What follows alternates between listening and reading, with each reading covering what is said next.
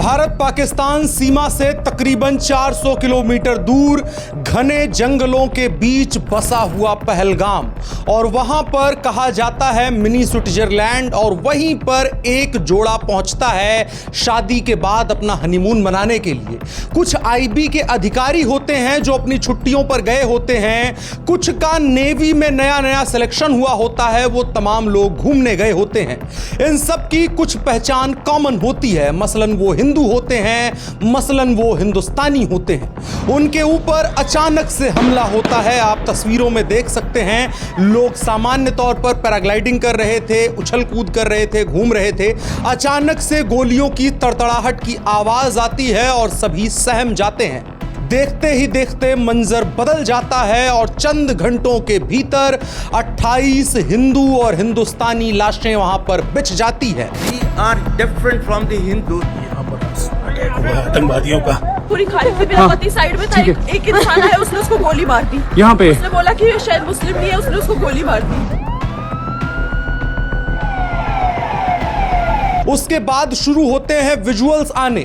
Visuals आते हैं तो वो दहला देते हैं। एक विजुअल में एक महिला अपने पति के लाश के पास बैठकर रो रही होती है और चीख पुकार मचा रही होती है कि कोई बचा लो मेरे पति को, कोई उसे बचा करके ले आओ। इसके बाद एक और विजुअल निकल के सामने आता है जो सीधे तौर पर भारत की सत्ता को, प्रधानमंत्री नरेंद्र मोदी की उस छवि को चुनौती देता है जिसमें वो अपने आप को वैश्विक लीडर के तौर पर दिखाते हैं। न सिर्फ दिखाते हैं बल्कि हम सभी देखने के भी आदी हो गए हैं। एक आतंकवादी एक व्यक्ति की पैंट उतारता है, खतना चेक करता है, धर्म चेक करता है और उसके बाद गोली मारता है। गोली मारने के बाद बगल खड़ी महिला के सर पर बंदूक तानते हुए यह कहता है कि जाकर प्रधानमंत्री नरेंद्र मोदी को बताना कि हम आए थे। जिस बंदे ने मेरे पति को मारा ना, वो वही जा रहा था। मैंने उसे बोला मुझे भी मारो, तूने मेरे पति को मारा। मेरे सन में भी बोला तो उसने हमें नहीं मारा, उसने बोला मोदी को बोलो। यह सब कुछ 3 बजे से 6 बजे की कल की शाम में हो रहा था। उसके बाद सीधे तौर पर भारत सरकार हाई अलर्ट पर होती है। प्रधानमंत्री नरेंद्र मोदी अपना यूएई का दौरा रद्द करके उसके बाद हिंदुस्तान आने की तैयारी करते हैं। गृह मंत्री अमित शाह बेहद तेज कदमों के साथ सेना के हवाई जहाज में बैठ करके जम्मू कश्मीर के लिए रवाना होते हैं। हाई लेवल मीटिंगों का दौर चलने लगता है। प्रधानमंत्री नरेंद्र मोदी अमेरिका की अपनी यात्रा जो प्रस्तावित थी उसको कैंसिल करके दिल्ली आने की तैयारी करते हैं। सुबह जब हम सभी सो करके उठते हैं तो उम्मीद थी कि बहुत बड़ा ऑपरेशन होगा, लेकिन ऑपरेशन तो हुआ। जम्मू कश्मीर में आतंकवादियों की पहचान भी की गई है। 3 आतंकवादी पाकिस्तानी हैं और 1 आतंकवादी हिंदुस्तानी है। चारों के बीच कॉमन यह है कि ये मुसलमान हैं। अब मुसलमान वाले एंगल पर हम आएंगे, लेकिन सबसे पहला सवाल, प्रधानमंत्री नरेंद्र मोदी की छवि को अगर चुनौती दी गई है तो प्रधानमंत्री नरेंद्र मोदी क्या कर रहे हैं? पूरी दुनिया के तमाम ताकतवर लीडर्स, चाहे वो पुतिन हो, चाहे वो डोनाल्ड ट्रंप हो या फिर मेलोनी हो, इटली की जो राष्ट्राध्यक्ष हैं, इन तमाम लोगों ने भारत के साथ इस आतंकवाद के विरुद्ध खड़े होने का दावा किया है। अभी 24 घंटे का वक्त कुछ देर बाद बीत जाएगा। भारत सरकार ने क्या एक्शन लिए हैं उसको लेकर के भी स्क्रूटनी शुरू हो जाएगी। राहुल गांधी ने यह कहना शुरू कर दिया है कि भारत सरकार के दावे खोखले हैं और सरकार आतंकवाद को रोकने में नाकाम रही है, और मैं मानता हूं यह बात सत्य है। जम्मू कश्मीर के अंदर भारत सरकार ने एक गलतफहमी की, सुरक्षा की भावना डेवलप करने की कोशिश करी।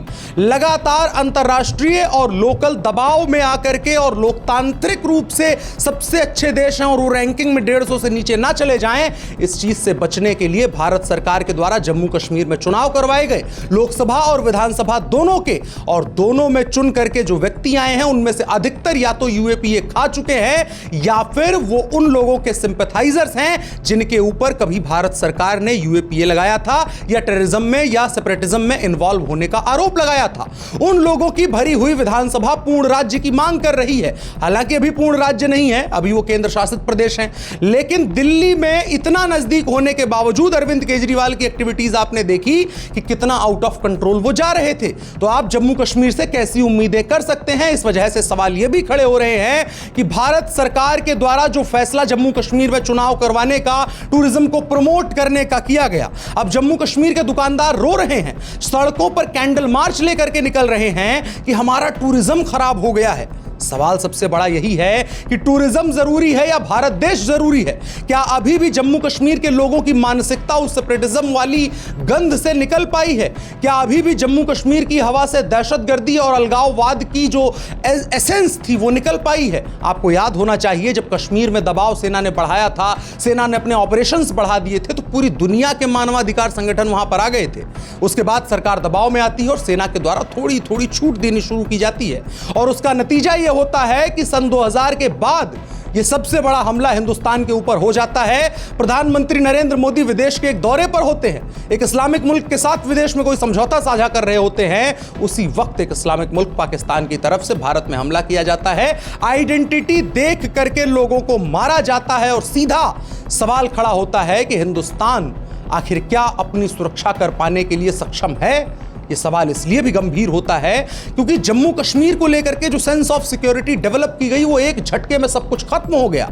लोगों को पता था कि ये सेंस ऑफ सिक्योरिटी नकली है। लोगों को पता था कि जम्मू कश्मीर के बदले जाने की जिस कहानी को प्रधानमंत्री नरेंद्र मोदी श्यामा प्रसाद मुखर्जी से लेकर के अभी तक के अपने सपनों को पूरा करने के लिए कर रहे हैं कि ऑल इज वेल, वो ऑल इज वेल कभी भी नहीं था। जम्मू कश्मीर के लोगों के भीतर से मानसिकता अभी नहीं बदल पाई थी। समय लगता है। जब एक लंबे समय से कोई राज्य, कोई जनता, कोई जनसंख्या एक मोबिलाइज्ड संख्या के तौर पर रहती है और यह बताया जाता है कि जमीन सिर्फ तुमको बिलोंग करती है। आपको जम्मू कश्मीर विधानसभा चुनावों के समय के वो विजुअल्स नहीं भूलने चाहिए जहां पर लोग सीधे तौर पर यह कह रहे थे कि अगर हिंदू आकर के यहां पर बसते हैं तो हम दोबारा से उनके मंदिर जला देंगे, उनके घर जला देंगे, उनको पलायन करने पर मजबूर कर देंगे।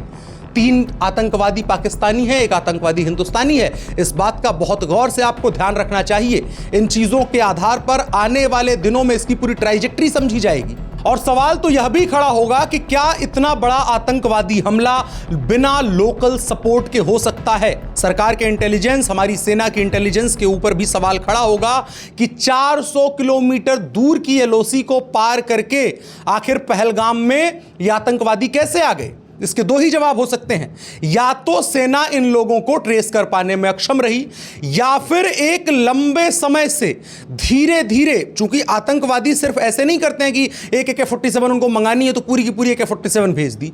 वो अलग अलग ट्रैक्स में, अलग अलग डब्बों में, वो कभी उसकी कोई नाल भेज दी, कभी कोई छोटा पुर्जा भेज दिया, कभी कोई इस तरह से भेजा जाता है। तो सवाल यह भी खड़ा होता है कि क्या अलग अलग टुकड़ों में ये लोग आए थे? क्या एक लंबे समय की प्लानिंग थी?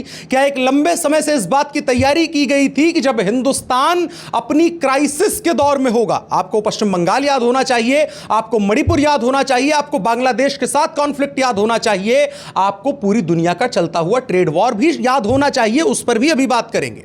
इन तमाम परिस्थितियों के बीच में जम्मू कश्मीर जो हमला हुआ है वह हमला सामान्य नहीं लगता है। यह बहुत आइडेंटिकल हमला है, यह एथनिक हमला है, यह सिर्फ टेररिस्ट अटैक नहीं है। इसको टेररिस्ट अटैक के तौर पर नहीं देखा जाना चाहिए। यह एक एथनिक मैसेकर है जो 1990s में हुआ था। इस बात को जिसे स्वीकार कर पाने में किसी तरह की समस्या है, किसी सरकार को लेकर के समर्थन करने की वजह से, आंख बंद करने की वजह से जिनको समझ में आना यह बंद हो चुका है कि यह सीधे तौर पर 1990 की वापसी है। यह सीधे तौर पर उस दौर की वापसी है जिस दौर में कश्मीर के सीधे तौर पर पंडितों को और हिंदुओं को वहां से निकल करके भाग जाने पर मजबूर कर दिया गया।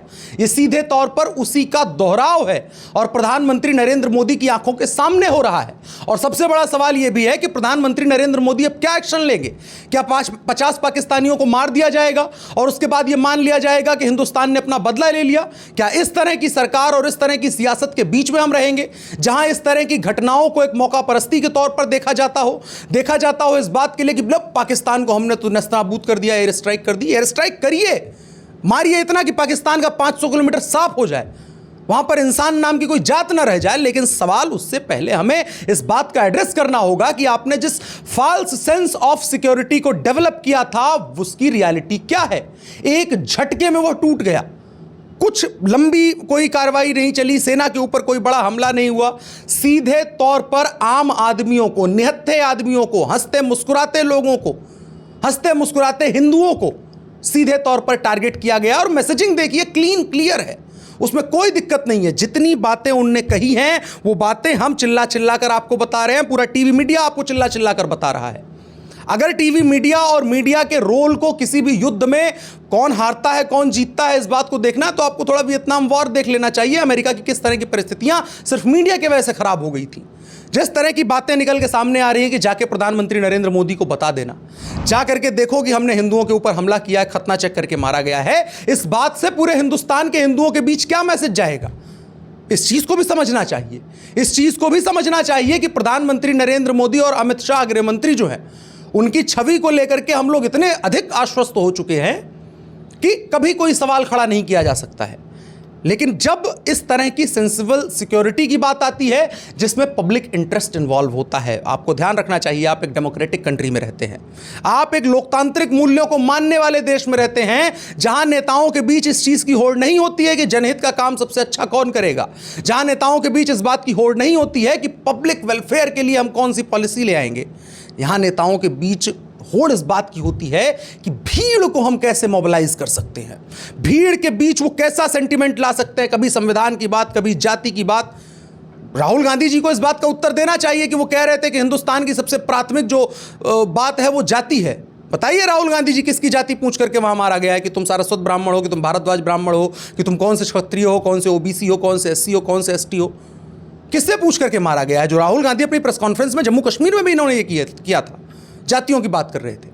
इस बात को समझना चाहिए कि ये पूरा का पूरा अटैक हिंदुओं और हिंदुस्तान के ऊपर है और ये मैसेजिंग सीधी है, इसमें कोई दिक्कत की बात नहीं है। और प्रधानमंत्री नरेंद्र मोदी को अब एक्शन लेने की अपील करना, एक्शन लेने की डिमांड करना, उसके लिए स्ट्रैटेजी बताना कि पाकिस्तान के इस ज़िले में इस तरह की ट्राइजेक्ट्री अगर हम फॉलो करें तो इस तरह से हमला कर सकते हैं, वहाँ लश्कर के आतंकवादी हो सकते हैं, ट्रेनिंग कैंप उनका लगाया जाता है। इन चीज़ों को बताने का ना हमारा काम है और ना समझ में आता है कि हम बताएं तो कोई लॉजिक बनता है उस चीज़ का। भारत सरकार के अधिकारी बहुत अधिक सक्षम है उस चीज़ को समझने में, उस चीज़ को एंटिसिपेट करने में।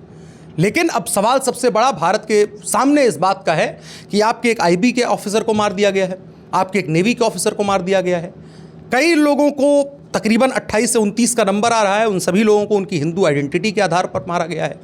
महिलाओं को मैसेंजर के तौर पर छोड़ा है कि जाओ तुम पूरे हिंदुस्तान के अलग अलग हिस्सों में इस बात की वेदना बताओ, इस बात को बताओ कि किस तरह से इस्लामिक आतंकवादियों ने सीना फुला करके वो आए, नरेंद्र मोदी की सरकार है, और उसके बाद यहां पर हिंदुओं को मार करके चले गए। उमर अब्दुल्ला को लेकर के भी सवाल खड़े होने चाहिए कि बड़ा मुख्यमंत्री बनने को बेताब थे साहब आप, किसी को भी अपनी पार्टी में भर लाए, किसी को भी लेकर के आ गए, कौन आतंकवादी, कौन वो रह गया, कौन यूएपीए खा के बैठा है, कौन सिंपैथाइजर है टेररिस्ट का, कुछ नहीं देखा। सरकार बनाने की इस कदर बेताबी है।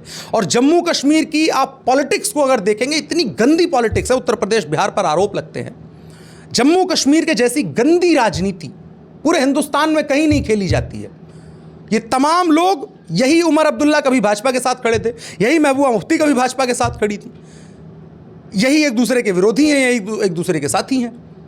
और उसके अलावा जनता में किसी बात को लेकर के कोई पॉलिटिकल अवेयरनेस नहीं दी गई। उनको कहा गया नहीं तुम्हारा काम हम करेंगे, फुल स्टेटहुड लेकर के आएंगे। स्टेटहुड लेकर के क्या करिएगा आप? आधी सरकार में तो ये स्थिति करवा दी। ह्यूमन राइट्स का हवाला दे रहे थे ना, लोकतांत्रिक मूल्यों का हवाला देकर के आपने चुनाव की डिमांड करी थी, सरकार के ऊपर दबाव बनाया था, ये कहा था कि जम्मू कश्मीर के लोगों को दोगला समझा जाता है या दोहरी नागरिक, दोहरे तौर पर उनको देखा जाता है भारत सरकार की तरफ से। ये बातें कह करके आपने चुनाव के लिए दबाव बनाया था ना, चुनाव करवा लिया और उसके बाद ये हो गया। अब इसमें फिर वही बात आएगी कि चुनाव पे आरोप क्यों लगाना, भारत सरकार फेल हुई है उसमें। भारत सरकार तो फेल हुई है, लेकिन इस बात को समझिए कि जब लोकतांत्रिक मूल्यों की सुरक्षा करने के लिए आप बैठ जाते हैं तो फिर आप सुरक्षा के मानक और मूल्यों की रक्षा नहीं कर सकते हैं। जिस भी देश ने अपने राज्य में, अपने किसी हिस्से में शांति स्थापित की है तो वो लोकतांत्रिक मूल्यों की रक्षा करने से या शांति की पहल करने से या कश्मीरियत का प्रचार करने से नहीं हासिल की है। उसने वहां की एथनिसिटी को नहीं प्रचारित किया है, पूरी दुनिया को ये नहीं बताया देखो कितनी अच्छी यहाँ घाटियां हैं, कितना अच्छा सुंदर मनोरम दृश्य है यहाँ का, ये नहीं बताया। उन्होंने ये बताया कि हमारी सेना किस तरह से ऑपरेट करती है, उन्होंने ये बताया कि हमारे जवानों के हाथ में AK-47 होती है, तब आपके हाथ में चाय का कप होता है और शाम को आप एंजॉय कर पाते हैं। इस बात को पूरे हिंदुस्तान को पता होना चाहिए। हिंदुस्तान में अभी भी एक वर्ग सो रहा है, उसकी पॉलिटिकल अवेयरनेस ऑलमोस्ट जीरो है।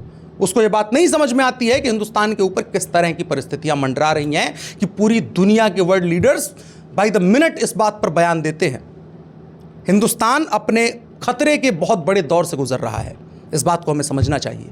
प्रधानमंत्री नरेंद्र मोदी की जितनी भी छवि बनाई या गढ़ी गई है या सत्य है, जो भी तीनों में से आपको सुलभ लगे वो चुन लीजिए, मैं कोई अपना पहला से ओपिनियन नहीं दूंगा, लेकिन उसके सामने सबसे बड़ी साख पर यह बट्टा है।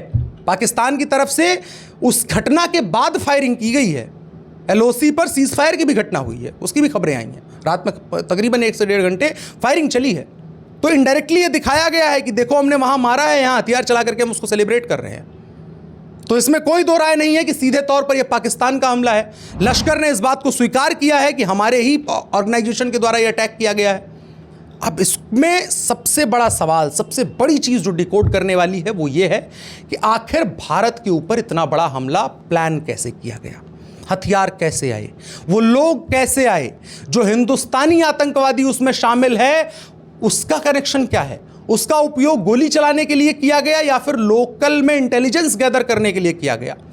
आप अब इस बात को ब्रूटली कहा जाना चाहिए, एकदम सीधे मुंह पर कहा जाना चाहिए कि कश्मीरियों ने मिलिटेंट्स के साथ मिलकर के हिंदुस्तानी सेना का कत्ल एक लंबे वक्त तक करवाया है, और इस बात का अनुभव अभी भी उनको है। उसके प्रिविलेजेस क्या होते हैं इस बात को भी वो समझते हैं। जम्मू कश्मीर की सियासत में कितनी बड़ी ताकत आप बन सकते हैं मिलिटेंट्स का मदद करके, वो उसका आप उदाहरण दर्जनों देख पाएंगे। आज मुख्यमंत्री जो हैं वो भी, और जो विपक्ष में बैठी हैं वो भी मिलिटेंट्स के आधार पर बनी हुई हैं, मिलिटेंट्स की सरपरस्ती पर बनी हुई हैं। इस वजह से सवाल ये भी बनता है कि जम्मू कश्मीर के अंदर अभी जो लोग वहाँ के हैं, वहाँ के जो नागरिक हैं, उनके अंदर क्या राष्ट्रीयता की भावना आ चुकी है? क्या वो भारत राष्ट्र का अपने आप को मान चुके हैं? क्या वो ये स्वीकार कर पाए हैं कि भारत के संविधान को मानते हैं? क्योंकि अभी चंद बरस पहले तो उनका अपना संविधान था जिसमें वो इंडियन स्टेट के साथ जम्मू कश्मीर स्टेट के तौर पर डील किया करते थे।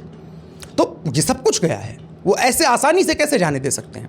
तो जम्मू कश्मीर का जो ये हमला है ये सामान्य नहीं है, इसे सामान्य समझने की भूल भी नहीं की जानी चाहिए। इसको लेकर के प्रधानमंत्री नरेंद्र मोदी, NSA अजीत डोभाल, जयशंकर साहब, इन तमाम लोगों के बीच में बैठक चल रही है। प्रधानमंत्री भारत आ चुके हैं। हम एक बड़े एक्शन की उम्मीद और डिमांड दोनों करते हैं। उन तमाम परिजनों के लिए, उन तमाम हिंदुओं के लिए, उन तमाम शोकाकुल परिवारों के लिए हम अपनी गहरी संवेदनाएं व्यक्त करते हैं। इस मुश्किल घड़ी में पूरा देश आपके साथ खड़ा है, जम्मू कश्मीर के साथ भी पूरा देश खड़ा है, लेकिन टर्म एंड कंडीशंस के साथ। आपको भी ये समझना होगा, अगर आपका एक लोकल टेररिस्ट उसमें इन्वॉल्व है तो सवाल आपके पूरे राज्य के ऊपर है। आप सभी से मेरा अनुरोध है कि आप अपनी राय जो है कमेंट बॉक्स में हमारे साथ साझा करें, हमारे इस वीडियो को लगातार देखें और समर्थन करें, और साथ ही साथ हमारे YouTube चैनल को सब्सक्राइब करें। मेरा नाम अनुराग मिश्रा है, आप शाइनिंग इंडिया देख रहे थे। बहुत बहुत धन्यवाद।